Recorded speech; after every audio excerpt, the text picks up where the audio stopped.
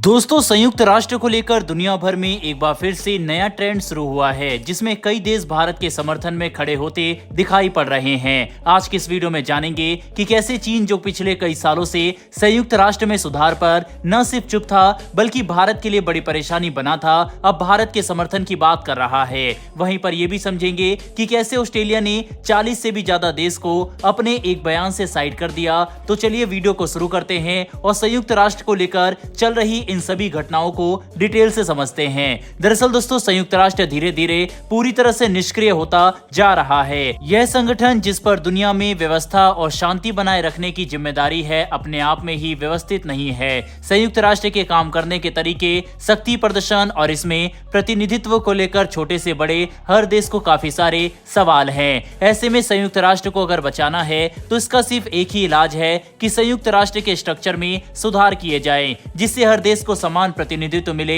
ऐसा नहीं होना चाहिए कि किसी एक देश के कहने पर जरूरी से जरूरी रेजोल्यूशन बेकार हो जाए, बल्कि एक असली लोकतांत्रिक संगठन के अंदर तो ऐसी व्यवस्था होनी चाहिए जैसे कि भारत के अंदर इलेक्शन होते हैं, यानी हर इंसान को एक वोट मिले और सभी का वोट एक बराबर हो। ऐसे ही संयुक्त राष्ट्र के अंदर किसी भी तरह के फैसले को करने के लिए जनरल असेंबली में सभी देशों को समान वोट मिलने चाहिए और सुरक्षा परिषद में भी ज्यादा देश होने चाहिए जो साथ मिलकर एक ऐसा फैसला ले सके जिससे अधिकतर देश सहमत हो। पर कुछ ऐसे देश हैं जो ये सब जानते हुए भी कि बदलाव जरूरी है, इसका विरोध करते हैं। और ये देश संयुक्त राष्ट्र में बदलाव समेत सुरक्षा परिषद में नए देश को वीटो पावर के साथ लाने का विरोध इसलिए नहीं करते क्योंकि इनके पास कोई वैलिड पॉइंट है, बल्कि बस इसलिए विरोध करते हैं क्योंकि ये खुद इस ताकत को हासिल नहीं कर सकते।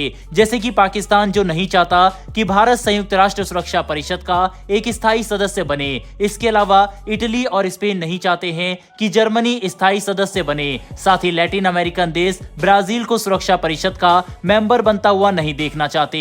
ऐसे ही कई और देश हैं जो दूसरे देशों से जलते हैं और इन सभी देशों ने अपना एक अलग समूह बना लिया है जिसमें 40 से ज्यादा देश शामिल है। इन्हें हम कॉफी क्लब कहते हैं। लेकिन अब ऑस्ट्रेलिया ने भारत के समर्थन में बड़ा बयान देते हुए इन सभी देशों को साइडलाइन किया है और कहा है कि भारत को संयुक्त राष्ट्र सुरक्षा परिषद का एक स्थायी सदस्य होना ही चाहिए। साथ ही ऑस्ट्रेलिया इस बात को स्वीकार नहीं कर सकता कि आज के समय में ब्रिटेन और फ्रांस जैसे देश सुरक्षा परिषद के सदस्य हैं, लेकिन भारत, जो एक उभरती हुई सैन्य और आर्थिक शक्ति है, वह इसका मेंबर नहीं है। जिससे ये बात साफ है कि ऑस्ट्रेलिया भारत के साथ खड़ा है और संयुक्त राष्ट्र में बदलाव का समर्थन करता है। ऑस्ट्रेलिया की तरफ से आए इतने बड़े बयान देखकर पूरी दुनिया हैरान है, क्योंकि अभी तक ऑस्ट्रेलिया एक न्यूट्रल पोजीशन बनाकर चल रहा था, लेकिन अब बड़ा बदलाव देखने को मिला है जो भारत के फेवर में है। वहीं पर चीन भी अब लंबे समय तक चुप नहीं रह सकता था, जिसकी वजह से चीन ने कई सालों में पहली बार संयुक्त राष्ट्र सुरक्षा परिषद पर बयान देते हुए कहा कि चीन समझता है कि सुरक्षा परिषद के साथ ही संयुक्त राष्ट्र में बदलाव जरूरी है ताकि इस संगठन को आने वाले समय के हिसाब से अनुकूल बनाया जा सके। चीन ने पहली बार बयान देते हुए कहा है कि वह संयुक्त राष्ट्र में बदलाव का समर्थन करता है और चाहता है कि संगठन को मजबूत बनाया जाए, लेकिन चीन ने खुलकर भारत का समर्थन नहीं किया। हालांकि हमारे लिए बड़ी बात है कि चीन कम से कम बदलाव का तो समर्थन करने ही लगा, वरना अभी तक जब भारत सुरक्षा परिषद में किसी आतंकवादी को ब्लैकलिस्ट करने जाता था, उसमें भी चीन पाकिस्तान का समर्थन करने के लिए परेशानी खड़ी कर देता था। लेकिन अब लंबे समय तक ऐसा नहीं हो सकेगा। बता दें कि फिलहाल संयुक्त राष्ट्र में सबसे पहले सुरक्षा परिषद का विस्तार करना जरूरी है, जिसको लेकर एक प्रपोजल सामने रखा गया था कि यूएनएससी में स्थायी सदस्यों की संख्या को 5 से 15 कर दिया जाए और अस्थायी सदस्यों की संख्या को 10 से 25 कर दिया जाए, जिससे हर महाद्वीप से काफी सारे देश इस एलाइट क्लब का हिस्सा बन सकेंगे। इसके बाद सुरक्षा परिषद में लिए जाने वाले फैसले ज्यादा देशों के इंटरेस्ट को ध्यान में रखकर लिए जाएंगे और इन्हें जमीन पर इम्प्लीमेंट करना आसान होगा।